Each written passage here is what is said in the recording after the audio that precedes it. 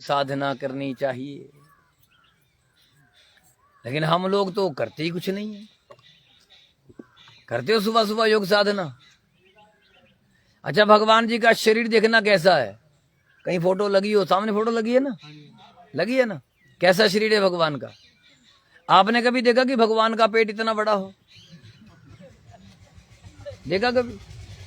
किसी फोटो में देखा हो कि भगवान श्री कृष्ण जी इतने बड़े पेट लेकर खड़े हैं? नहीं, क्योंकि भगवान योगी हैं, संदेश दे रहे हैं जैसा मैं हूं वैसे रहो। भगवान नित्य योग करते हैं और हम आप लोग बैठ बैठ करके शरीर का भी। बोलो हरे कृष्ण। पंडित जी होता चले आगे हम जानता। एक बेचारी मेरे को आ गई, किसी ग्रह ही देख तो फिर ग्रह था मैं कितने देखे, मुझे देख लूंगा भाई। कहने लगी पंडित जी मेरे नाल तो तगड़ी मेरी सास है। मैं कहते तेन होर दसने ਨੂੰ कुछ नहीं रहा। कहना मेरे गोडे बह गए, घर का काम बेबे करी जाती। बोलो हरे कृष्ण हरे कृष्ण। अगर सच में बचना है तो क्या करना पड़ेगा? योग। याद रखना, आपके शरीर से बढ़कर आपका कोई साथी नहीं है। शरीर खराब हो गया, परिवार वाले भी साथ देना बंद कर देते हैं। वो जमाने गए, अब बीमार लोगों को लोग देखते थे। रोज वीडियो मिलती है कि फलाने आदमी के कीड़े पड़ गए। अभी मैंने एक अखबार की एक वो पढ़ी, एक general colonel retire graduate officer, बहुत बड़ा ऑफिसर, बूढ़ा हो गया, घर वाले की मृत्यु हो गई, बच्चों की शादी थी, 4 लड़के, घर में नौकर रखा और चारों बच्चे घूमने के लिए यूरोप चले गए। नौकर को घर में रखा कि पिताजी का ध्यान रखना, तनख्वाह डबल देंगे। नौकर बड़ा अच्छा था, सेवा करता रहा। लेकिन नौकर एक दिन घर से निकला, नौकर का एक्सीडेंट हो गया और नौकर मर गया।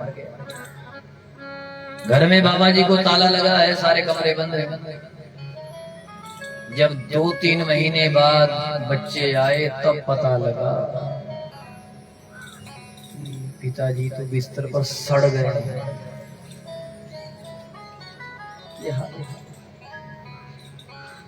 याद रखना, भजन साधना और संस्कार ये बहुत जरूरी है।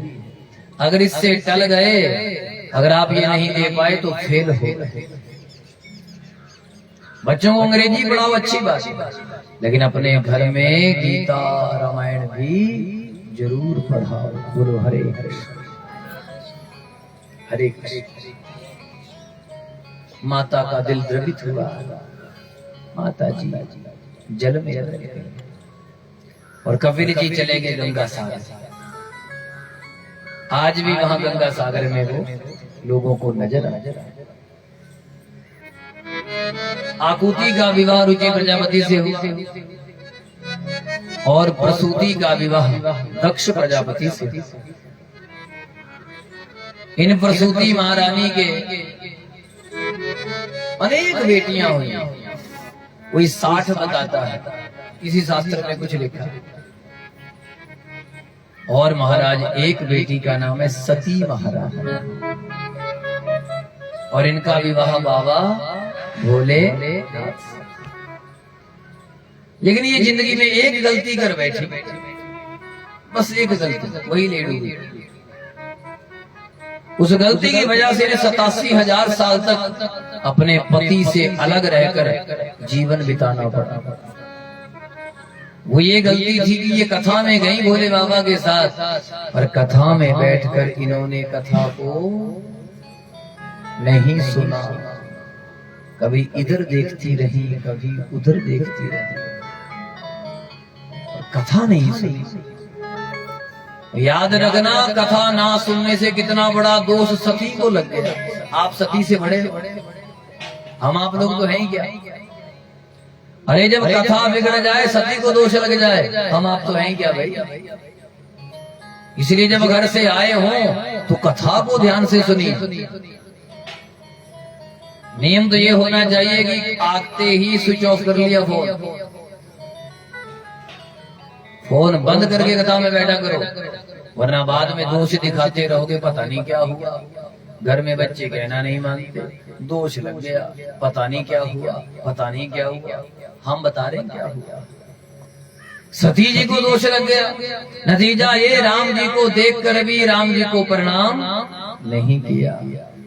परिणाम क्या निकला, सती जी ने सीता जी का रूप धारण कर लिया और भोले बाबा ने त्याग दिया। रिजल्ट देखो क्या निकला। भोले बाबा सती को सामने बिठाते हैं, 87,000 साल की अखंड समाधि लगाकर बैठ गए। सती जी समझ गई मुझसे गलती होगी। 87,000 साल तक प्रायश्चित किया, पर कथा का दोष दूर नहीं हुआ। इसलिए कथा में बार बार कहा जाता है, ध्यान से सुनो, ध्यान से सुनो, ध्यान से सुनो। अरे कथा सुनना कोई कायरों का काम नहीं। जब कथा की शुरुआत होती है तो कहा जाता है, सुनो वीर हनुमान। क्या कहा जाता है? वीर हनुमान। कथा सुनना वीरों का काम है। ये मन बड़ा भटकता है, कभी यहाँ कभी वहां, करना जाने कहा। इसलिए सावधानी रखना। बोलो हरे कृष्ण। 87,000 साल तक रोती रही, अन्न जल का त्याग कर दिया। 87,000 साल बीत गए, भोले बाबा जागते हैं तो राम राम राम राम राम राम राम राम। उठते क्या बोलते हैं? राम। तो आपने उठते क्या बोला? आप कितना भी शिव जी का भजन कर लो, आप कितना भी राधे राधे जप लो, आप कितना भी कुछ भी बोल लो, ओम नमः शिवाय भगवते वासुदेवाय, लेकिन मरते समय लास्ट में क्या बोला जाता है? अरे बोल राम नाम। क्या कहा जाता है? उस समय लोग ये नहीं कहते कि राधा नाम सत्य है, या शिव जी का नाम सत्य है, या विष्णु का नाम सत्य है। उस समय क्या कहा जाता है? एक ही शब्द, कौन सा? राम नाम। राम नाम। इसलिए राम नाम का भजन करो। उठे राम राम करने लगे। सती जी ने देखा भोले बाबा जाग गए। प्रार्थना। तो उसी समय राम जी को याद किया, हे प्रभु एक बार तो आपका दर्शन पाया। मेरे स्वामी जी कहते हैं कि आप सच्चिदानंद जग पावन है। हे सच्चिदानंद, हे जग पावन, करो कृपा, करो दया, ऐसा कोई विधान रच दो कि शरीर छूट जाए। देखो कथा नहीं सुनी, सती जी का घर बर्बाद हो। भगवान शिव जी जानते बहुत बड़ा अपराध इसने किया। इसलिए कथा ना सुनना दोषों से भी बहुत बड़ा दोष है। या तो कथा रखवानी नहीं चाहिए, अगर रखवाली तो सादर सुनो गिरिराज कुमार। बार बार कथा में तुलसीदास जी कहते हैं, सादर सुनो, आदर से सुनो। तात सुनो सादर मन लाई। ये कथा सुनना आदर से, और क्या लगाना इसमें? मन लगाना, वरना कर्म बिगड़ जाएगा, दोष लग जाएगा। इसलिए सावधानी रखना भाई। बोलो हरे कृष्ण। इसलिए ये कथाएं पहले सबको नहीं सुनाई जाती थी, अब तो स्पीकर लगा लगा कर सुनाई जाती है।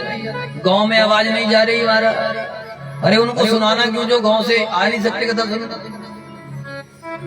ये तो कथाएं बड़ी गुप्त रखी जाती थी, समझ में आ रही, अकेले में अंदर बैठकर सुनाई जाती थी, क्योंकि अनाधिकारी को अगर ये सुनाई जाएगी, अरे सती तक को दोष लग जाए,